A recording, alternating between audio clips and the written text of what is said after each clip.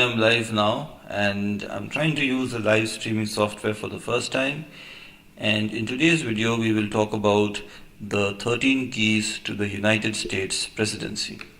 Now this is something which has been devised by somebody called Alan Lichtman, and this is the 13 keys on your screen here.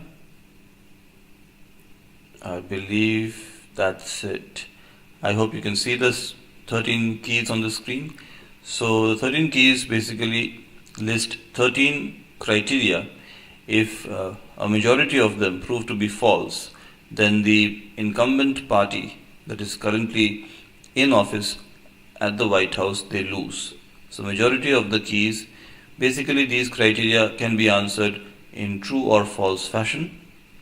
If the majority of the keys are false, then a new party candidate wins the election. So if a Democrat is occupying the White House and majority of these, there are 13 keys and 6 or more should not be false if the incumbent party candidate wants to win. So let's look at this. The incumbent party candidate in this case in 2024 is Kamala Harris. The challenger is Donald Trump from the Republican Party. This framework is interesting because it has proved to be correct since 1984. For 40 years, this framework has correctly predicted the winner of the presidency in the United States. And it was devised in the 80s, so for 40 years it has been predicted to be correct, and each year this person, Alan Lichtman, has predicted the winner of the United States presidency before the first ballot was cast. And he predicts it in September. This year also he has predicted the winner, and we will talk about that a bit later. But if you take the same framework and apply it to the presidential elections in the United States, it remains applicable all the way back to 1860. 1860, let that sink in. 1984 onwards has been correctly predicting the winner of the United States presidency, except one election, that was 2000, and of course that was not the most straightforward election known to the American people. Now, as far as my own prediction skills are concerned, when it comes to United States presidency, I had predicted Al Gore would win in 2000.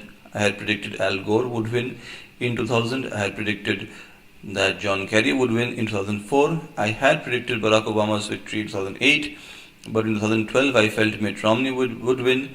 In 2016 I felt Hillary Clinton would win. In 2020 I felt Donald Trump would win.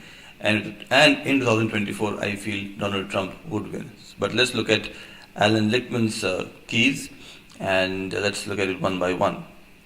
So the first key here, it talks about party mandate. So party mandate basically means that in the previous House of Representatives election, so in the US what happens is the presidency is of 4 years duration, and after 2 years of a new president, there is something known as a midterm elections, which is effectively a kind of an opportunity to the American people to express whether they are happy with the direction in which the presidency is going or not, although that is oversimplifying American politics. But it's the midterm elections where people can vote for members in the Congress.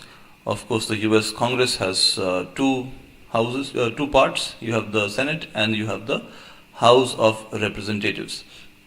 In the party mandate key, the only thing that is taken into account is the number of House of Representative members from each party. If the number of members of a particular political party increases, that is the party which is in office, so in this case the Democrats are in office, they are in the White House. If the number of Democratic candidates would have increased in the House of Representatives in the midterm elections of 2022, then the party mandate key would go in favor of the Democrats. However, it does not.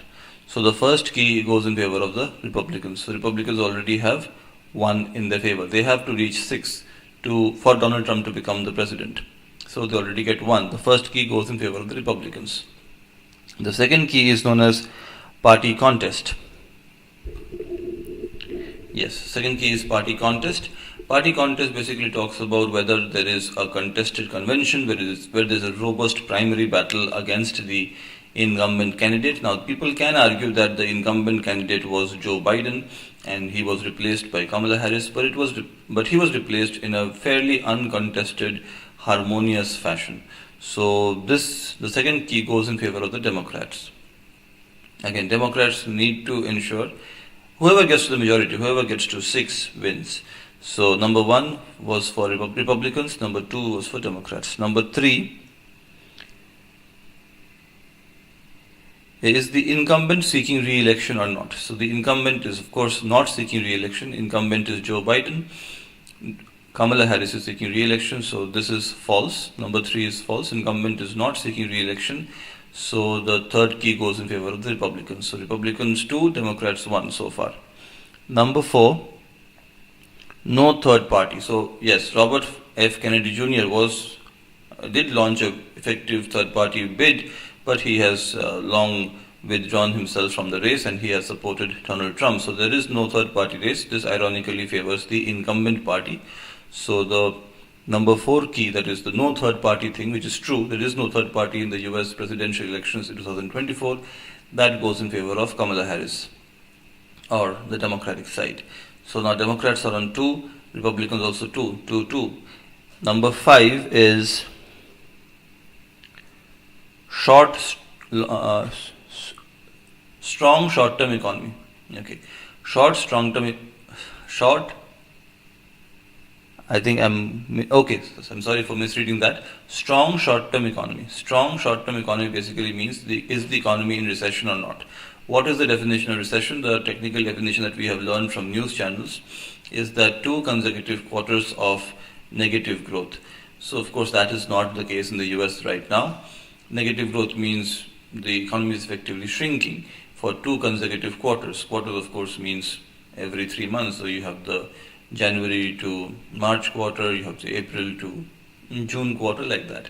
There isn't a recession in the US economy as we speak, so the strong short-term economy key goes in favor of the Democrats, so that's Democrats leading 3-2. Now the next is strong long-term economy. Now strong long-term economy has been technically defined by Alan Lichtman here as real per capita economic growth during the term equals or exceeds mean growth during the previous 2 terms. Okay, so this is a fairly long-term measure, and in this according to this criteria, the Democrats are still satisfying it. This remains true. So there is a strong long-term economy also. This also goes in favor of the Democrats. So that's Democrats 4, Republicans 2 so far. Number 7 is major policy change. The major policy change is in respect to the previous administration. The current administration is the Biden-Harris administration, and as per Lichtman's definition of it, major policy change has happened from the previous Donald Trump, Mike Pence administration. So major policy change also has happened. This also is true. So this again being true goes in favor of Democrats. If the criteria is false, it goes in favor of Republicans. If it is true, it goes in favor of Democrats.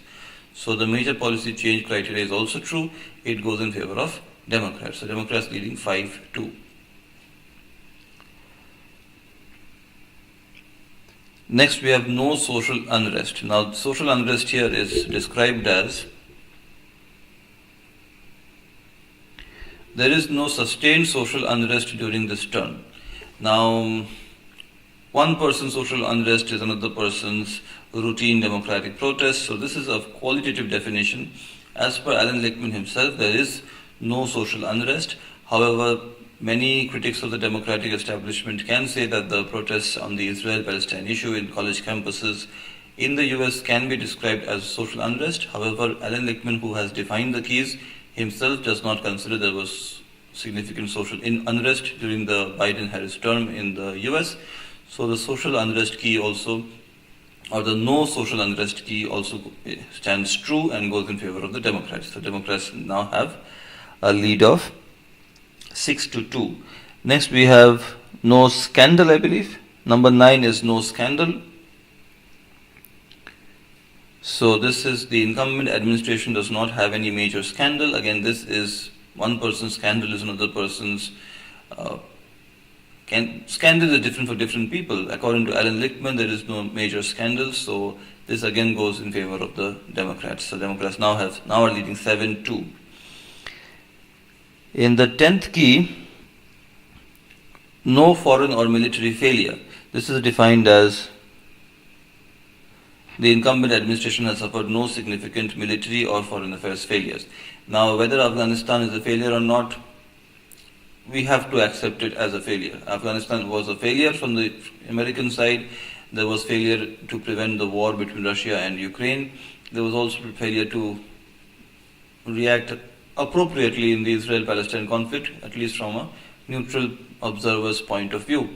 So this key, no foreign or military failure, this is false. There is a failure there. So this goes in favor of the Republicans. Now the Republicans have 3 in their favor. So it's 7-3 for the Democrats. In key 11, major foreign or military success. I don't think there has been a major foreign or military success, although Alan Lichtman thinks that the preventing Russia from annexing the entire country of Ukraine is a major success. However, I don't agree with that, but this is Alan Lichtman's key, so according to his definition, there has been a major foreign policy or military success. So this also goes in favor of the Democrats, who are now leading 8-3. The last 2, the charismatic incumbent, of course, Kamala Harris is not the incumbent and she is also not charismatic. So this goes in favor of the Republicans. So now they are leading. So they get the 4th candidate, the 9. I believe this is 8-4 now, 8-4. And the final is uncharismatic challenger. Uncharismatic challenger. So the challenger has to be a national hero, I believe. Yeah, so if the challenger is a national hero or a very charismatic person, then this uncharismatic challenger key becomes false.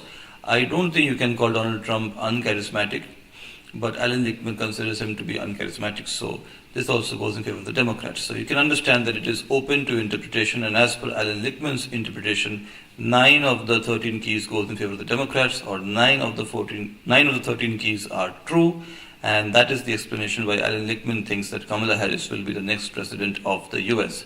However, we can interpret the keys differently, and different people are interpreting the keys differently, and they are having a different opinion. All credible polls indicate that Donald Trump will be the winner of the presidential elections in 2024, and I also am predicting that Donald Trump will win the presidency in 2024. However, the person who has a